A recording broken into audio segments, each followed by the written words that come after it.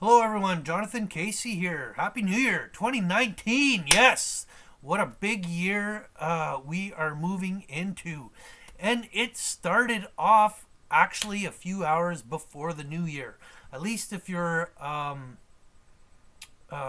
in America, in Europe and Australia and whatnot.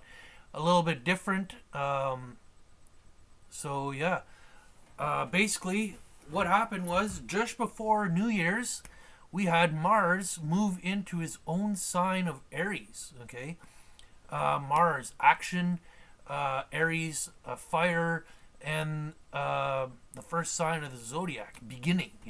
So we're jumping into this new year fired up, ready to go, ready to do stuff. Okay, and then New Year's Day itself, what happened?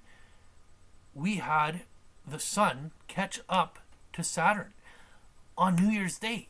The sun conjunct Saturn in Saturn's own sign of Capricorn. Now, what can I say about that? But that is the sun highlighting our karma, and you know, bringing, and that karma is going to shine throughout the year and come to be, right? Now, some big things going on this year, which started in 2018 actually, and with the Mars thing here too. Okay, so Mars was actually conjunct Chiron at the end of Pisces. Uh, Chiron, the wounded healer, our alien, unknown wounds, possibly unknown, but these are in the sign of Pisces, which is kind of illusion, delusion, emotion. Not saying that these wounds are illusions and delusions, but they might just be largely perceptive. Okay, and so yeah, we're getting ready to shed that. Okay, in the spring, late winter of 2018, we had both Chiron and Uranus move into a new sign. Then in the fall, they retrograded back into the signs that they were, and now they're both in you know same kind of area again, moving and changing back into those signs where they're going to continue um, on, not coming back to these old signs again. Okay, and so that's a big aspect of 2019 is shocking change in values, and a fresh start in in our wounds. Uh, you know, so yeah, these are aspects that can help us actually even see the bigger picture. And the bigger picture, what I mean by this, okay, is Saturn in his own sign of Capricorn uh, is waiting to catch up, or you know, it's waiting to catch up to the big guy. And I'm quoting Rick Levine here. He won the Astrologer of the Year in 2018. Was nominated. Um, I'll put that link in the description or comment section. But where was I? Uranus, no, Saturn. Oh yeah, Saturn catching up to the big guy. The quote that Rick Levine was using, and what a lot of you guys are probably assuming, is that I mean Jupiter, which is coming in 2020, the Great Conjunction. Jupiter being the biggest planet. But in this case, I don't mean that. I mean Pluto. and Pluto here, we're not talking about planet size, we're talking about cycle. Okay, it's a big cycle, and uh, and so yeah, this eclipse on the 6th is starting those energies. Okay, the eclipses are known to the energies are known to be around 6 months before, 6 months after. Some astrologers even say up to a year and a half, and I'm going to say definitely a year. Okay, because this energy started a year ago, and it's continuing on for a year until, you know, the eclipses next year around this time of year or whatever. Uh, those energies will continue. Now, yeah. So, what I was talking about though, this Jupiter Pluto doesn't happen until January 11th, 2020. But the year is the build up to that. Okay. Now, there's other stuff I wanted to talk about, and yeah, let's go with this. Okay. So, the last time that Saturn and Pluto opposed each other. Okay, so they're going to be conjuncting, but the last time they opposed each other was September 11th, 2001. Okay, so we're getting kind of an idea of what's going on here. Now, let me go to the chart of that day. What do we have here? Yeah, I got it out. Okay, so I was with two buddies a couple days ago at a coffee shop, and they brought up this on their chart. I don't really know why, but he has a different program, and the imagery was actually quite a bit better. So his zodiac signs were actually on the inside, and the planets were on the outside. And well, it's just time of day right now, but it was flipped. We had Sagittarius over here, and the opposing side, which is Gemini, over here.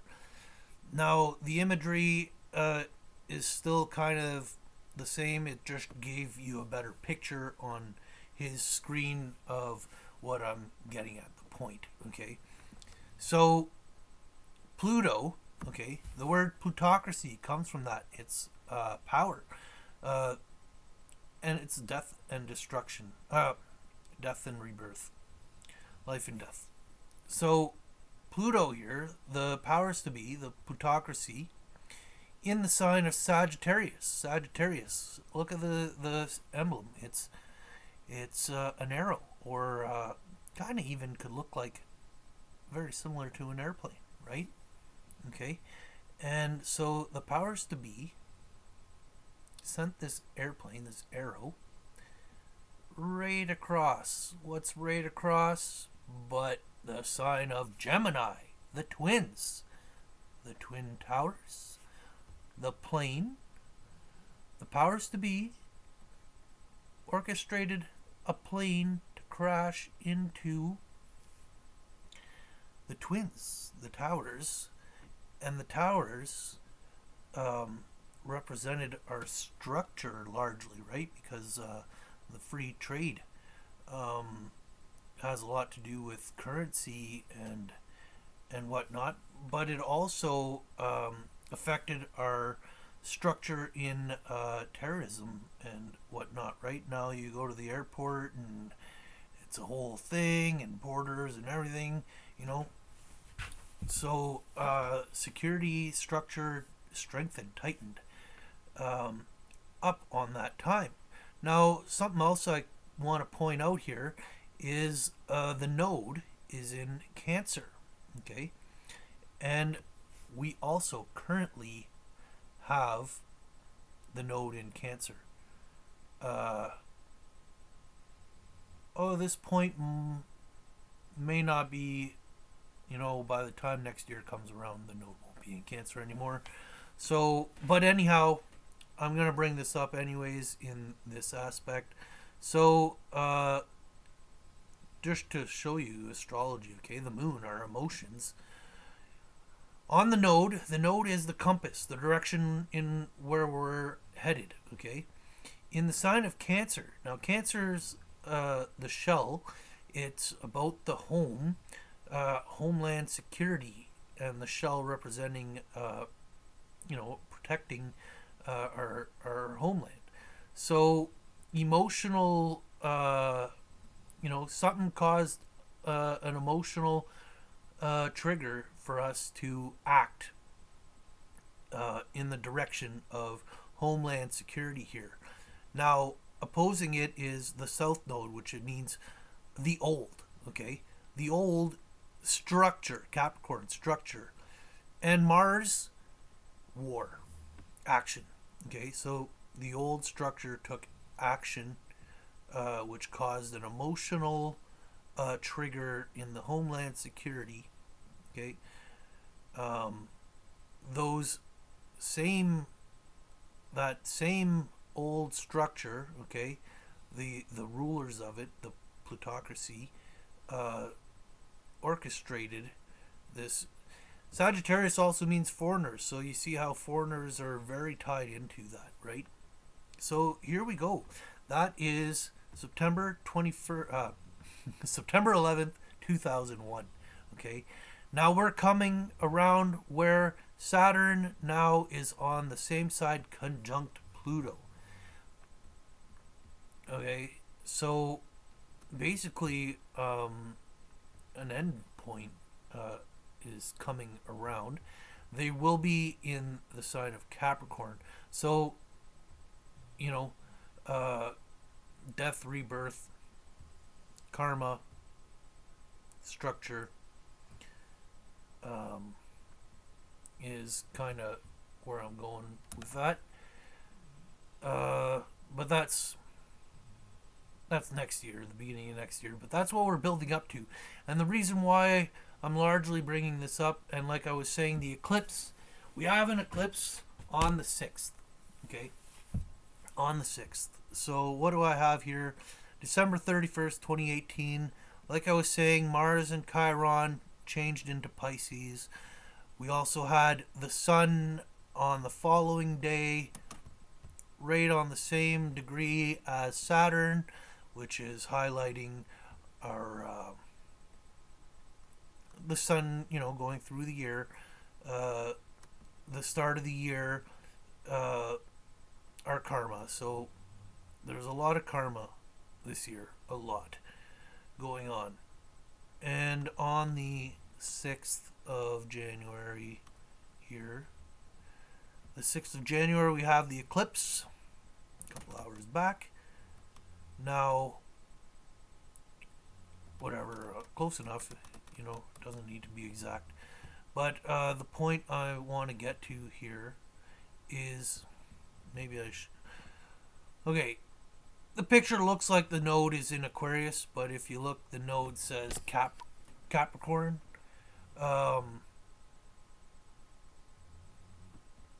Yeah. What's going on? Is my face in the picture? Or am I out of screen? If I'm out of screen, my program is acting funny. I hope you guys can see me. Anyways. Okay. I'm just looking at my other screen over here, which is showing what I'm filming. And, it's been a while since I used the program. I think I understand what's going on.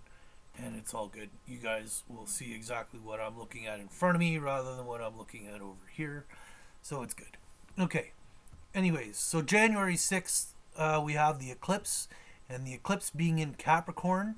Now, we have, the sun in Capricorn. We have the moon in Capricorn. We have Pluto in Capricorn. We have Saturn in Capricorn. We have Mercury in Capricorn. And we have the south node in Capricorn.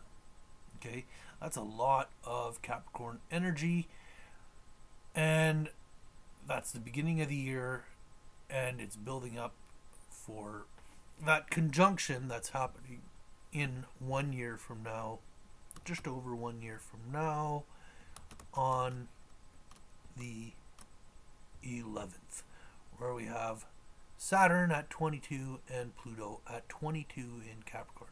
Mercury's there again, the Sun, Jupiter's there this time, and then, the nodes are. I was saying the nodes earlier. The nodes are in those signs still. I would have thought they would have changed signs by then, but no, they're, it's because they just recently entered those signs, I guess, that they have a little bit over a year in those signs, and so that's another thing in common with the 2001 thing. Okay, so we still have the node in Homeland Security, right? Let's go back.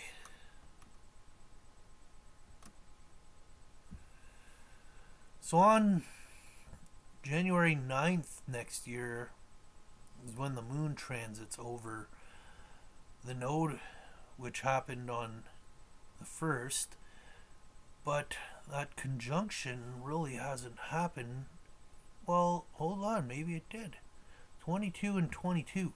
It's not exact, okay, 25 seconds, 40 seconds, but yeah, I should have looked at it a little bit closer earlier. I was kind of going off of Rick Levine's information. Rick probably was talking about the exact conjunction, but when they're at the same degree, that's pretty. The energies are there. Okay, they're not exact right on, but so you see what I mean. There's some similarities to 2001. Okay, now Pluto, the karma has caught up to Pluto. Okay, before it was opposing, now it has caught up. So, the powers that initiated this their time may be up. Okay, Saturn rules time. It's father time. In 2020, we also have that great conjunction. Some pretty cool stuff going on there. So, yeah, just kind of, I don't want to scare everybody or whatever, but, Uranus changing signs. This is the last time the last time Uranus was in Taurus was the Great Depression. Okay, change in values is going on. There's a lot going on in structure, and etc. etc. Now, Pluto is going to be in the sign of Capricorn until the year 2024. In 2024, that's when Pluto, death and rebirth, exits Capricorn, the structure, okay, and will be entering Aquarius. Anyhow, where else? There's more I want to talk about here. The other things that are going on in 2024 is that next great American eclipse. Okay, there's all kinds of stuff going on in between, but 2019, 2020, and 2024 are huge. A lot of this stuff that's going to happen in over this year and next year, really the energies will carry on while Pluto is still in Capricorn. The next slow moving planet is Neptune, and Neptune also changes signs for sure 2025. There is a crazy, like biblical kind of thing, I swear, going on in 2025, where all the slow moving planets are making aspects to each other during eclipse season, all at the first degree of new signs, and and and so basically what I'm trying to get at, to me, I feel like, so right now in Africa's ripping in two. Off the coast, there is some kind of magnetic anomaly happening. The Earth's magnetic field is waking up. Okay. Science over the past year or two has connected solar flares to earthquakes, and the magnetic field of the Earth is connected to the sun. The sun is also the driving force of our climate. This just recently stated by Harvard and Yale students, or scientists, sorry. And so I'm gonna put all my links in the comments. I'm gonna link the Suspicious Observer, a YouTube channel that I follow. I highly, the most trusted site I feel that I'm subscribed to, that would talk about anything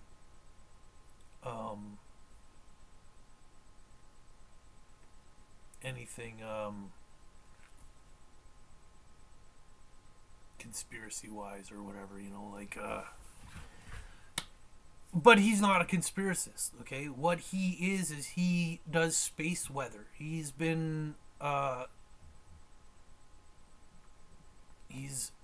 he publishes scientific papers himself and whatnot, and some of the videos that I'm going to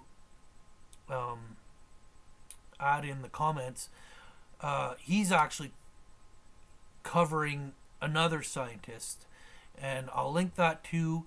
But the other scientist has a lot of work when the Suspicious Observer kind of packages it up kind of neatly, where it appears where every 12,000 years or so we have this same kind of thing going on, where we have a surface crust displacement and biblical flood, Noah's Ark, Ice Age kind of stuff. Okay, but there's some stuff that is not fully being told to us. Okay, yeah, there was an Ice Age, and the amount of snow that fell in this Ice Age is ridiculous. Now, for snow to fall, it requires there to be moisture in the atmosphere, and for there to be moisture in the atmosphere, it requires there to be heat. Okay, so while there was an Ice Age at one part of the world, another part, the oceans were boiling. Okay, and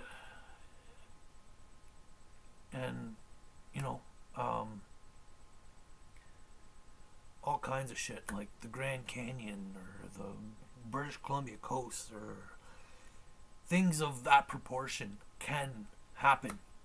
Okay, the Rocky Mountains. Anyways, I'm not trying to scare anyone, because this magnetic shift, the shifting of the surface crust, is in sync with our conscious shift as well. Okay, it's one and the same.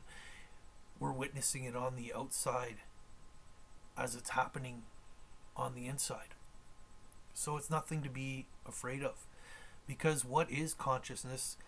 It's our conscious perception of reality. Okay, And what I'm talking about with the sun here and a solar flare so strong that it wipes out most of the planet, but it's in that like perfect zone where it doesn't wipe everything out. Okay, and who is it not going to wipe out but those elite who are building those caverns and tunnels under the states? Because what are they doing? They're going into the shadows. Um, they're hiding. Okay, they're the shadow, the darkness. When the sun, the light. Okay, and here I'm going to quote something from Rage Against the Machine, but coming back around again. Here comes the people of the sun. Okay, angels or light beings or whatever, and something 12,000 years ago was the pyramids, and something coming back from that culture uh, with the feather and how we're supposed to become light as a feather to enter into the next dimension, right? So in the next 5 years, and this is already starting. Some of us are more in tune and more advanced than others, but we're we're we're shedding our skin. Okay, uh, maybe not all of us. Um, you know, uh, this world will manifest itself again, and I don't really know all the answers. I don't know if it's the souls that didn't make it go through the whole process again. I even kind of like to think like, our pets and stuff are, their consciousness is changing as well, especially because of their involvement in our lives, and they're witnessing uh, that the what they witness, they may not understand, but it does reverberate in their consciousness, and consciousness does not get destroyed. It's energy. It continues. So the body may die, but the consciousness continues and reincarnates. And so once upon a time, we possibly were the dinosaurs. Okay, the lower reptilian mind. It kind of fits, right? Um, some of you guys might be calling me crazy right now, and to be honest, I don't care. I almost feed off it. Okay, uh, I've nicknamed myself the Mercury's Messenger, and the reason why I've done that is it's reflected in my chart. My chart basically gave me my name, my own birth astrological birth chart, and Mercury Gemini is associated with the Fool card in the tarot deck, and the Fool card is the most powerful deck card in the tarot. I also associate it with the Hermit and the Magician. I vibe well with all of those. So call me crazy. I don't care. Um, you know, whatever. I like information. Whether this information is factual or not, I like to entertain it. Okay, I'm not saying this is it. This is definitely what's going to happen, but you know, let me go back to the Great Flood story for a second. Okay, so 40 days and 40 nights of rain. Well, Venus retrograde is 40 days, 40 nights. Okay, so whenever I feel I see this, they're referring to 40 days, 40 nights. I'm thinking Venus retrograde every time I hear that. And what's going on between the Great America, between Pluto exiting Capricorn, anyhow, the Great American Eclipse and Venus retrograde might be timed together. But let me just finish what I was going to say. Between Pluto exiting Capricorn and uh, those crazy alignments that I was talking about during eclipse season in late August, September of 2025, okay, in between of that somewhere is this Venus retrograde. So, I kind of just quickly, I'm going to go to 2024 here, and let's go, I believe it was in March. Where is Venus? Okay, Venus is not in retrograde yet. So, let's see here. When does Venus go retro?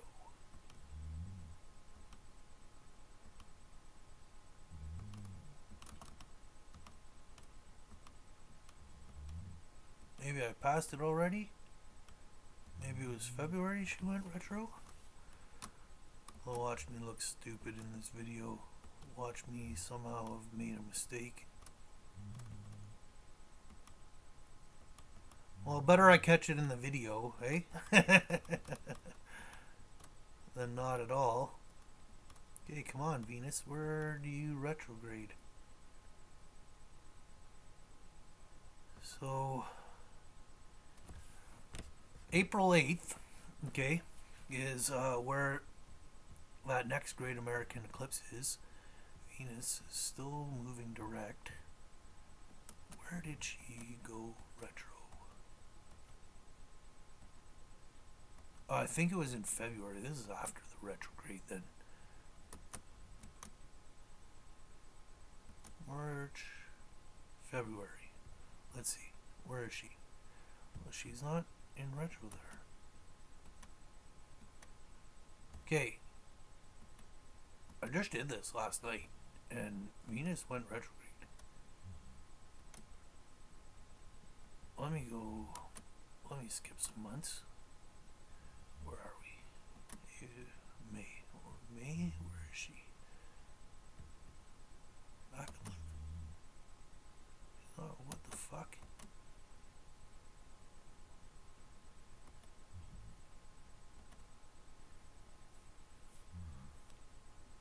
Well, maybe it was in 2025, which is still fits, right? Even better, actually. It fits better. Let's go back 1 month. Yeah, that's where it is. Venus retrograde in I think it was March 1st. She was the day. March 1st, okay? Fuck, I think March 1st might be when she enters. No, it wouldn't have been when she enters Aries. Anyway, she's in the sign of Aries nonetheless, which is a new beginning, fire. She does dive back into Pisces, floods. I don't know, who really can say for sure? It's interesting kite we have going on. South node, north node, and anyways. Oh, hey, that was cool. I've never seen that before. I wonder how I did that. Not too sure. Anyways, it still fits, right? Because the partial solar eclipse March 29th, total lunar eclipse. Total, okay, those partial, not so total. Now that's important. Okay, March 14th. Oh, am I on? Hey, coincidentally, I am on that eclipse right now. So, wow, that's kind of extra cool. That I didn't know until just now. But that Venus retrograde is happening during the eclipse cycle that that is before the next Venus, the next eclipse cycle is when I was talking about in late August and September, right around the 21st or whatever. Oh, the eclipse starts on the 7th, but the new moon, okay, one more day maybe, or yeah, the new moon here is going to be on the 22nd, and the full moon of this moon cycle is the eclipse. And if I go ahead one month, then you could see the other eclipse, okay, and you can see, let me go back for a second. You really have to follow it. It's a video in itself because you're following two moon cycles, and all the alignments and all the things that happen during these two moon cycles is ridiculous. We have Pluto at 1 degree. We have Saturn at 0, but pretty close to 1 degree. And we have Neptune here at 2 degrees. But sorry, I was on the wrong thing there. Neptune is at 1. I was sure he was at 1. That was shocking me that he was at 2. We also have Uranus at 1. These are the slowest moving planets, okay? And they're all at 1 degree. 1 degree is crazy. Dreaming a realistic new beginning. A death and rebirth going on in Aquarius. We're entering that age, right? So here's like, we're finally in that age. Uranus, the higher octave of Mercury ruling Gemini. So this is like a technological advancement, communication and all that, okay? And let's I'm not going to explain you the whole thing. I just want to show you some of these imageries that are happening, okay? So you can see some kites, some triangles going on in here. Where's the really cool one that I wanted to show you? There's such a cool thing. Now,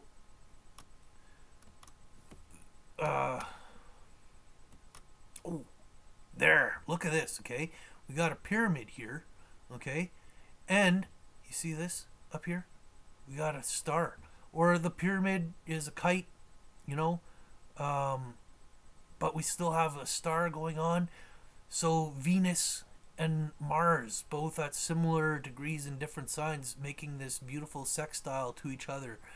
We have Mercury and Black Moon Lilith making this beautiful aspect to each other, who are also connected to the Venus and Mars. And the Sun is opposing the Moon, conjunct the nodes, and all this stuff going on. Now, when I was saying the eclipses and stuff like that, these lines, right, carry and move and join into the other conjunctions as everything turns, right? So you could see the energies carrying into bringing this triangle's energy and bringing it to the other triangle's energy. And so all these dynamics are happening. And this really should be its own video. But, yeah. I think I've got carried away on this other stuff. But it's important, okay? A lot of people say, you got to be in the now. And I agree with that 100%. But to be in the now, the most you can, the deepest now that you can reach is the full encompassing all of now. And what I mean by that is, right now we have Pluto in Capricorn, okay? We have Neptune in Pisces. Those cycles that those planets are in is right now. Okay? And so to know their cycle is to know what's coming, what's happening, what is all involved in the energies of now, because they're in those signs and those energies are carrying, and for us to do something now, we have to know where we're going. You want to start a business right now? I'm not saying don't. Okay, it might work for you, who knows. But what's happening in a few months? Uranus is changing signs, right? And he's changing into that area where the last time he was in that area, we had the Great Depression. So, should we start that business? Or should we understand the now to our deepest level? What is now? And right now is, Uranus cycle, is the Neptune cycle, is the Pluto cycle, is the Saturn cycle, is the two slowest is Pluto and Neptune. And so so basically, to know the now, you got to look at those two, and when their cycle is over, that's all part of the now. It's understanding where we're going tomorrow, and that makes us better prepared in the now. Okay, so I'm not, because I was talking to a buddy of mine. He's the astrologer who actually taught me, and that's what he said when I brought up this stuff. He's like, "Oh, what astrologer were you following that brought this info?" And I told him I wasn't. This is all my own research.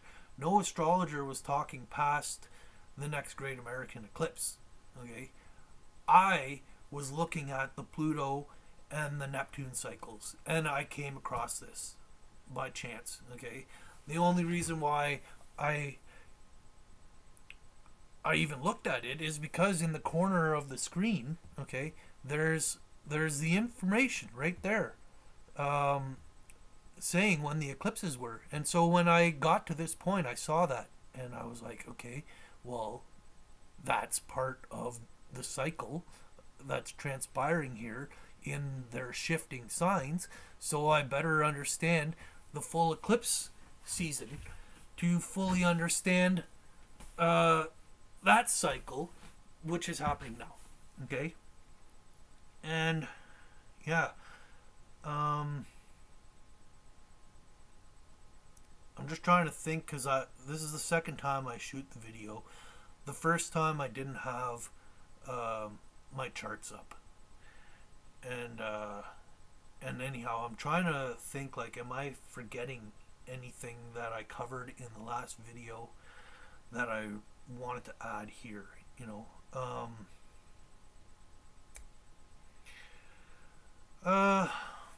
I'm gonna throw a theory at you. This Uranus changing into Taurus, a lot of people are talking about cryptocurrency, and it's very possible. But I'm not recommending you invest all your money in it, because I really think cryptocurrency is very, very, very temporary. I personally think that we're moving, and this is partially orchestrated, towards a cashless society. Okay, and I think it's basically going to be forced on us because of debt. Okay, accept cashless society. We most people probably won't even oppose to it, because now money doesn't mean anything. Food will be free, shelter will be free, this and that and whatever. But now everything is controlled, and they're going to make us work to get to be a part of the cashless society. You're going to have to put your labor in. So now it's communism, but it's a corrupted communism being controlled. Okay, there's going to be people at the top who don't subscribe to the same, um, laws or structure that the rest of us will be under. And for myself, honestly, I'm considered homeless. I'm considered poor. I don't really work. Okay, I do fireworks. It's more a hobby. I make a little bit of money here and there.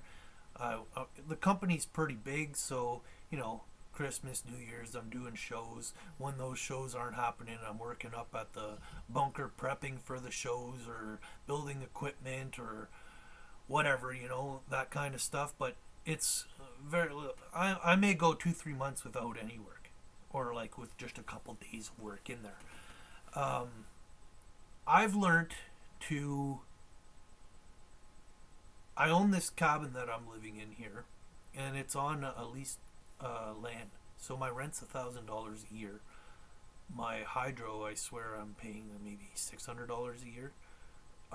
It's almost all wood heat, water from a well.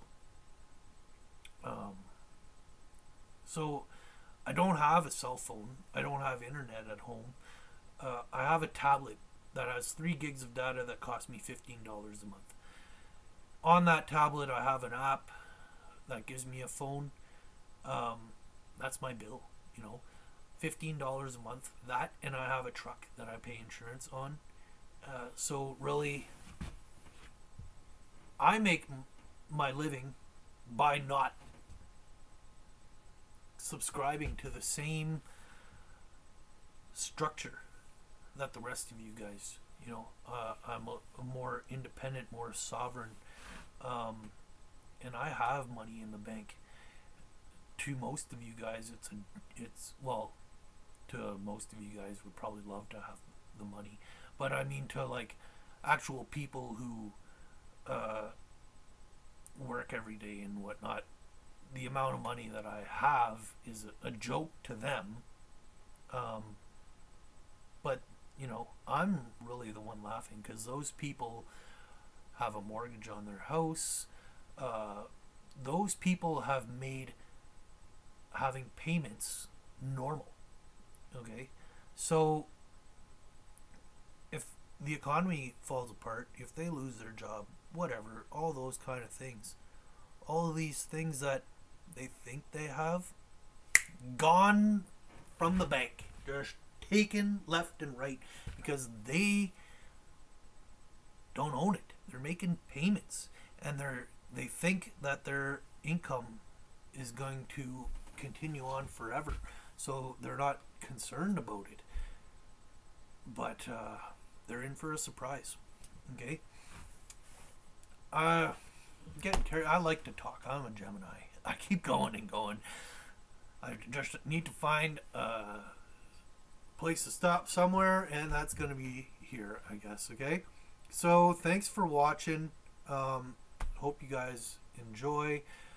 I'm gonna put a bunch of links in the description area. Please check them out. There's some great content that they're gonna talk about. That'll be more factual. I'm theoretical. I just I get info, I process it, I throw it back at you. It might not be factual. It's information, and that to me is important.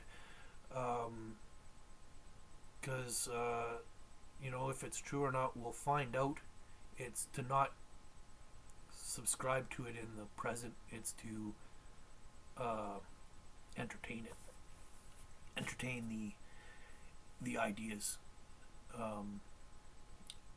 and that's basically all I'm saying. Okay, so yeah, have a great 2019, everyone, and I'll see you guys all soon. Thanks for watching.